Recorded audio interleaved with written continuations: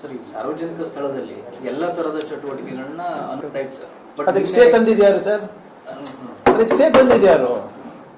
ಈಗ ನೀವು ಹೇಳ್ತಾ ಇರೋದು ಬಹುಶಃ ಈಗ ಇಂಟರ್ನ್ಯಾಷನಲ್ ಏರ್ಪೋರ್ಟ್ ನಲ್ಲಿ ನಡೆದಂತ ಘಟನೆ ಹೇಳ್ತಿರ್ಬೋದು. ಅದು ಪ್ರಾರ್ಥನೆ ಮಾಡ್ಲಿಕ್ಕೆ ಸಪರೇಟ್ ಆದಂತ ಕೊಠಡಿಗಳು ಇರ್ತವೆ ಏರ್ಪೋರ್ಟ್ಗಳಲ್ಲಿ, ಎಲ್ಲ ಅಂತಾರಾಷ್ಟ್ರೀಯ ಏರ್ಪೋರ್ಟ್ ನಲ್ಲೂ ಇರ್ತವೆ. ಯಾವ್ದೋ ಒಂದೇ ಧರ್ಮಕ್ಕೆ ಸೀಮಿತ ಅಲ್ಲ. ನೀವು ಹೋಗ್ಬೋದು, ಇದನ್ನು ಹೋಗ್ಬೋದು. ನಿಮ್ಮ ಈಗ ಮೊನ್ನೆ ಡೆಲ್ಲಿ ಇಂಟರ್ನ್ಯಾಷನಲ್ ಏರ್ಪೋರ್ಟ್ ನಲ್ಲಿ ಮತ್ತೆ ಗುಜರಾತ್ ಏರ್ಪೋರ್ಟ್ ನಲ್ಲಿ ಎಲ್ಲರೂ ಗರ್ಭ ಮಾಡಿದ್ರು, ಇಡೀ ಏರ್ಪೋರ್ಟೇ ಗರ್ಭ ಮಾಡಿದ್ರು. ಅವಾಗ ಇವರು ಇವಾಗ ಪ್ರೇಯರ್ ಮಾಡ್ತಾ ಇದಾರೆ ಇಸ್ಲಾಂ ಧರ್ಮದವರು. ಈಗ ಅದು ಆ ಏರ್ಪೋರ್ಟ್ ಯಾವ್ದು ಖಾಸಗೀಕರಣ ಆಗಿದೆಯೋ ಸರ್ಕಾರಿ ಇದೆಯೋ, there are rules for that. ಅದು ಅವ್ರು ಎನ್ಫೋರ್ಸ್ ಮಾಡ್ಬೇಕಾಗಿರೋದು ಅವರು. ಸಾರ್ವಜನಿಕರ ಸ್ಥಳದಲ್ಲಿ ಯಾರು ಮಾಡಬಾರ್ದು ಅಂತ ನಾವು ರೂಲ್ ತಂದಾಗ ಸ್ಟೇ ಯಾಕ್ರಿ ಹೋಗಿದ್ದು? ಇದೇ ಬಿಜೆಪಿ ಅವರು ಏನಂದ್ರು, ಧಾರವಾಡ ಕೋರ್ಟ್ ಅಲ್ಲಿ ಅದು ಇಂಟ್ರಿಮ್ ಸ್ಟೇ ಬಂದಾಗ ಪ್ರಿಯಾಂಕ್ ಖರ್ಗೆ ಕಪಾಳ ಮೋಕ್ಷ, ಸಿದ್ದರಾಮಯ್ಯ ಸರ್ಕಾರಕ್ಕೆ ಹಿನ್ನಡೆ. ಯಾಕೆ ಹೋದ್ರಿ ಮತ್ತೆ ಸ್ಟೇಗೆ?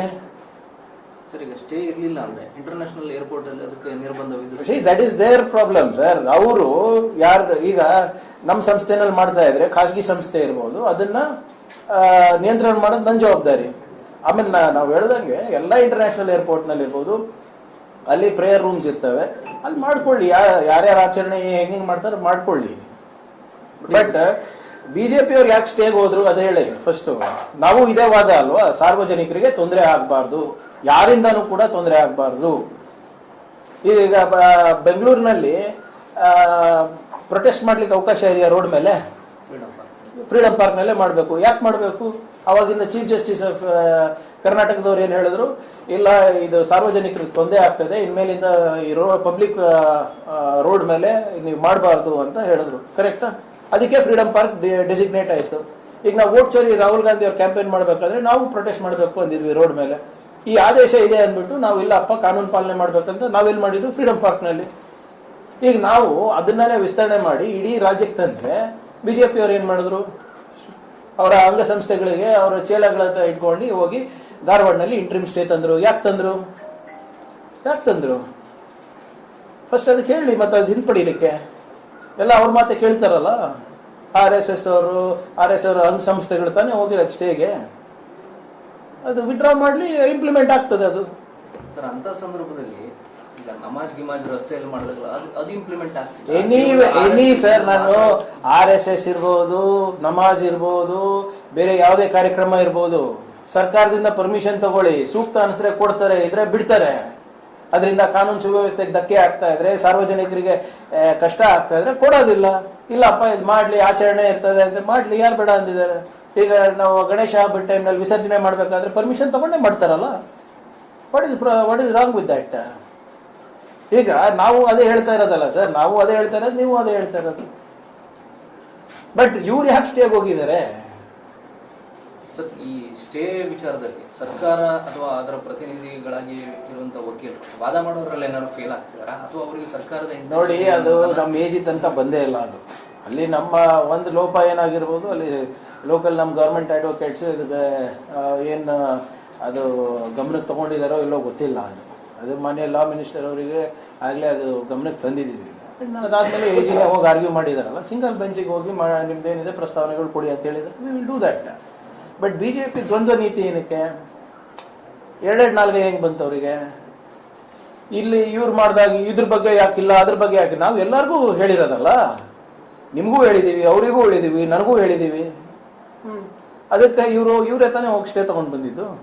ಇಂಟ್ರಿಮ್ ಸ್ಟೇ ತಂದು ದೊಡ್ಡದಾಗಿ ಕಾಂಗ್ರೆಸ್ ಸರ್ಕಾರಕ್ಕೆ ಮುಖಭಂಗ ಹಂಗೆ ಹಿಂಗೆ ಅಂತ ಇವರೇ ತಾನೇ ಪ್ರಸ್ತಾಪ ಮಾಡಿ, ವಿರೋಧ ಪಕ್ಷದವರು ಎಲ್ಲರೂ. ಇವಾಗ ಏನಂತಾರೆ? The order was made for that. ಸರಿ, ಸಾರ್ವಜನಿಕ ಸ್ಥಳದಲ್ಲಿ ಎಲ್ಲ ತರದ ಚಟುವಟಿಕೆಗಳನ್ನ ಅದಕ್ಕೆ ಸ್ಟೇ ತಂದಿದ್ಯಾರು ಸರ್? ಅದಕ್ಕೆ ಸ್ಟೇ ತಂದಿದ್ಯಾರು? ಈಗ ನೀವು ಹೇಳ್ತಾ ಇರೋದು ಬಹುಶಃ ಈಗ ಇಂಟರ್ನ್ಯಾಷನಲ್ ಏರ್ಪೋರ್ಟ್ ನಲ್ಲಿ ನಡೆದಂತ ಘಟನೆ ಹೇಳ್ತಿರ್ಬೋದು. ಅದು ಪ್ರಾರ್ಥನೆ ಮಾಡ್ಲಿಕ್ಕೆ ಸಪರೇಟ್ ಆದಂತ ಕೊಠಡಿಗಳು ಇರ್ತವೆ ಏರ್ಪೋರ್ಟ್ಗಳಲ್ಲಿ, ಎಲ್ಲ ಅಂತಾರಾಷ್ಟ್ರೀಯ ಏರ್ಪೋರ್ಟ್ ನಲ್ಲೂ ಇರ್ತವೆ. ಯಾವ್ದೋ ಒಂದೇ ಧರ್ಮಕ್ಕೆ ಸೀಮಿತ ಅಲ್ಲ. ನೀವು ಹೋಗ್ಬೋದು, ಇದನ್ನು ಹೋಗ್ಬೋದು. ನಿಮ್ಮ ಈಗ ಮೊನ್ನೆ ಡೆಲ್ಲಿ ಇಂಟರ್ನ್ಯಾಷನಲ್ ಏರ್ಪೋರ್ಟ್ ನಲ್ಲಿ ಮತ್ತೆ ಗುಜರಾತ್ ಏರ್ಪೋರ್ಟ್ ನಲ್ಲಿ ಎಲ್ಲರೂ ಗರ್ಭ ಮಾಡಿದ್ರು, ಇಡೀ ಏರ್ಪೋರ್ಟೇ ಗರ್ಭ ಮಾಡಿದ್ರು. ಅವಾಗ ಇವರು ಇವಾಗ ಪ್ರೇಯರ್ ಮಾಡ್ತಾ ಇದಾರೆ ಇಸ್ಲಾಂ ಧರ್ಮದವರು. ಈಗ ಅದು ಆ ಏರ್ಪೋರ್ಟ್ ಯಾವುದು ಖಾಸಗೀಕರಣ ಆಗಿದೆಯೋ ಸರ್ಕಾರಿ ಇದೆಯೋ there are rules for that. ಅದು ಅವ್ರು ಎನ್ಫೋರ್ಸ್ ಮಾಡಬೇಕಾಗಿರೋದು ಅವರು. ಸಾರ್ವಜನಿಕರ ಸ್ಥಳದಲ್ಲಿ ಯಾರು ಮಾಡಬಾರ್ದು ಅಂತ ನಾವು ರೂಲ್ ತಂದಾಗ ಸ್ಟೇ ಯಾಕ್ರಿ ಹೋಗಿದ್ದು? ಇದೇ ಬಿಜೆಪಿ ಅವರು ಏನಂದ್ರು, ಧಾರವಾಡ ಕೋರ್ಟಲ್ಲಿ ಅದು ಇಂಟ್ರಿಮ್ ಸ್ಟೇ ಬಂದಾಗ ಪ್ರಿಯಾಂಕ್ ಖರ್ಗೆ ಕಪಾಳ ಮೋಕ್ಷ, ಸಿದ್ದರಾಮಯ್ಯ ಸರ್ಕಾರಕ್ಕೆ ಹಿನ್ನಡೆ. ಯಾಕೆ ಹೋದ್ರಿ ಮತ್ತೆ ಸ್ಟೇಗೆ? ಸರ್ ಈಗ ಸ್ಟೇ ಇರಲಿಲ್ಲ ಅಂದ್ರೆ ಇಂಟರ್ನ್ಯಾಷನಲ್ ಏರ್ಪೋರ್ಟ್ ಅಲ್ಲಿ ಅದಕ್ಕೆ ನಿರ್ಬಂಧ ಸಿ that is there problem sir. ಅವರು ಯಾರು ಈಗ ನಮ್ಮ ಸಂಸ್ಥೆನಲ್ಲಿ ಮಾಡ್ತಾ ಇದ್ರೆ ಖಾಸಗಿ ಸಂಸ್ಥೆ ಇರ್ಬೋದು, ಅದನ್ನ ನಿಯಂತ್ರಣ ಮಾಡೋದು ನನ್ನ ಜವಾಬ್ದಾರಿ. ಆಮೇಲೆ ನಾವು ಹೇಳ್ದಂಗೆ ಎಲ್ಲ ಇಂಟರ್ನ್ಯಾಷನಲ್ ಏರ್ಪೋರ್ಟ್ ನಲ್ಲಿ ಇರ್ಬೋದು, ಅಲ್ಲಿ ಪ್ರೇಯರ್ ರೂಮ್ಸ್ ಇರ್ತವೆ, ಅಲ್ಲಿ ಮಾಡ್ಕೊಳ್ಳಿ. ಯಾರ್ಯಾರ ಆಚರಣೆ ಹೆಂಗ್ ಮಾಡ್ತಾರೆ ಮಾಡ್ಕೊಳ್ಳಿ. ಬಟ್ ಬಿಜೆಪಿ ಅವ್ರು ಯಾಕೆ ಸ್ಟೇಗೆ ಹೋದ್ರು ಅದೇ ಹೇಳಿ ಫಸ್ಟ್. ನಾವು ಇದೇ ವಾದ ಅಲ್ವಾ, ಸಾರ್ವಜನಿಕರಿಗೆ ತೊಂದರೆ ಆಗಬಾರ್ದು, ಯಾರಿಂದನೂ ಕೂಡ ತೊಂದರೆ ಆಗಬಾರ್ದು. ಈಗ ಬೆಂಗಳೂರಿನಲ್ಲಿ ಪ್ರೊಟೆಸ್ಟ್ ಮಾಡ್ಲಿಕ್ಕೆ ಅವಕಾಶ ಇದೆಯಾ? ರೋಡ್ ಮೇಲೆ, ಫ್ರೀಡಂ ಪಾರ್ಕ್ ನಲ್ಲೇ ಮಾಡಬೇಕು. ಯಾಕೆ ಮಾಡಬೇಕು? ಅವಾಗಿಂದ ಚೀಫ್ ಜಸ್ಟಿಸ್ ಆಫ್ ಕರ್ನಾಟಕದವ್ರು ಏನ್ ಹೇಳಿದ್ರು, ಇಲ್ಲ ಇದು ಸಾರ್ವಜನಿಕರಿಗೆ ತೊಂದರೆ ಆಗ್ತದೆ, ಇನ್ಮೇಲಿಂದ ಈ ಪಬ್ಲಿಕ್ ರೋಡ್ ಮೇಲೆ ನೀವು ಮಾಡಬಾರ್ದು ಅಂತ ಹೇಳಿದ್ರು. ಕರೆಕ್ಟಾ? ಅದಕ್ಕೆ ಫ್ರೀಡಂ ಪಾರ್ಕ್ ಡೆಸಿಗ್ನೇಟ್ ಆಯ್ತು. ಈಗ ನಾವು ವೋಟ್ ಚೋರಿ ರಾಹುಲ್ ಗಾಂಧಿ ಅವ್ರು ಕ್ಯಾಂಪೇನ್ ಮಾಡಬೇಕಾದ್ರೆ ನಾವು ಪ್ರೊಟೆಸ್ಟ್ ಮಾಡಬೇಕು ಅಂದಿದ್ವಿ ರೋಡ್ ಮೇಲೆ. ಈ ಆದೇಶ ಇದೆ ಅಂದ್ಬಿಟ್ಟು ನಾವು ಇಲ್ಲಪ್ಪ ಕಾನೂನು ಪಾಲನೆ ಮಾಡ್ಬೇಕಂತ ನಾವೆಲ್ಲಿ ಮಾಡಿದ್ವಿ? ಫ್ರೀಡಂ ಪಾರ್ಕ್ ನಲ್ಲಿ. ಈಗ ನಾವು ಅದನ್ನೇ ವಿಸ್ತರಣೆ ಮಾಡಿ ಇಡೀ ರಾಜ್ಯಕ್ಕೆ ತಂದ್ರೆ ಬಿಜೆಪಿ ಅವ್ರು ಏನ್ ಮಾಡಿದ್ರು, ಅವರ ಅಂಗಸಂಸ್ಥೆಗಳಿಗೆ ಅವರ ಚೇಲಗಳ ಇಟ್ಕೊಂಡು ಹೋಗಿ ಧಾರವಾಡನಲ್ಲಿ ಇಂಟ್ರಿಮ್ ಸ್ಟೇ ತಂದ್ರು. ಯಾಕೆ ತಂದ್ರು? ಫಸ್ಟ್ ಅದಕ್ಕೆ ಹೇಳಿ, ಮತ್ತೆ ಅದು ಹಿಂಪಡಿಲಿಕ್ಕೆ ಎಲ್ಲ ಅವ್ರ ಮಾತೆ ಕೇಳ್ತಾರಲ್ಲ. RSS ಅವರ ಅಂಗಸಂಸ್ಥೆಗಳು ತಾನೇ ಹೋಗಿರೋದು ಸ್ಟೇಗೆ. ಅದು ವಿಡ್ರಾ ಮಾಡ್ಲಿ, ಇಂಪ್ಲಿಮೆಂಟ್ ಆಗ್ತದೆ ಅದು. ಸರ್ ಅಂತ ಸಂದರ್ಭದಲ್ಲಿ ಈಗ ನಮಾಜ್ ಗಿಮಾಜ್ ರಸ್ತೆಯಲ್ಲಿ ಮಾಡಿದಾಗ ಅದು ಇಂಪ್ಲಿಮೆಂಟ್ ಆಗ್ತದೆ. ಎನಿ ಸರ್, ನಾನು RSS ಇರ್ಬೋದು, ನಮಾಜ್ ಇರ್ಬೋದು, ಬೇರೆ ಯಾವುದೇ ಕಾರ್ಯಕ್ರಮ ಇರ್ಬೋದು, ಸರ್ಕಾರದಿಂದ ಪರ್ಮಿಷನ್ ತಗೊಳ್ಳಿ, ಸೂಕ್ತ ಅನಿಸಿದ್ರೆ ಕೊಡ್ತಾರೆ, ಇದ್ರೆ ಬಿಡ್ತಾರೆ. ಅದರಿಂದ ಕಾನೂನು ಸುವ್ಯವಸ್ಥೆಗೆ ಧಕ್ಕೆ ಆಗ್ತಾ ಇದ್ರೆ, ಸಾರ್ವಜನಿಕರಿಗೆ ಕಷ್ಟ ಆಗ್ತಾ ಇದ್ರೆ ಕೊಡೋದಿಲ್ಲ. ಇಲ್ಲಪ್ಪ ಇದು ಮಾಡ್ಲಿ, ಆಚರಣೆ ಇರ್ತದೆ ಅಂತ ಮಾಡ್ಲಿ, ಯಾರು ಬೇಡ ಅಂದಿದ್ದಾರೆ? ಈಗ ನಾವು ಗಣೇಶ ಹಬ್ಬದ ಟೈಮ್ನಲ್ಲಿ ವಿಸರ್ಜನೆ ಮಾಡ್ಬೇಕಾದ್ರೆ ಪರ್ಮಿಷನ್ ತಗೊಂಡೇ ಮಾಡ್ತಾರಲ್ಲ.